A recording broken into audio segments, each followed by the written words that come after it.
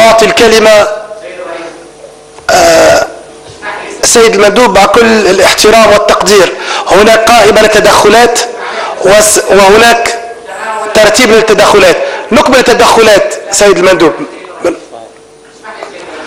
أعطي الكلمة لممثل دولة السودان نائب رئيس الوزراء ووزير الإعلام السوداني، فليتفضل.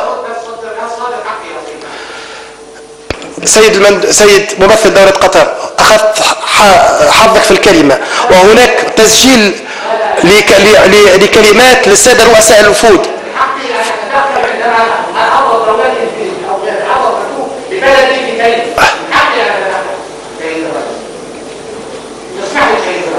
لو نكمل باقي الكلمات سيد ممثل دولة قطر، وإذا ثم تدخل يكون ذلك، ولكن هناك ترتيب للكلمات من فضلك.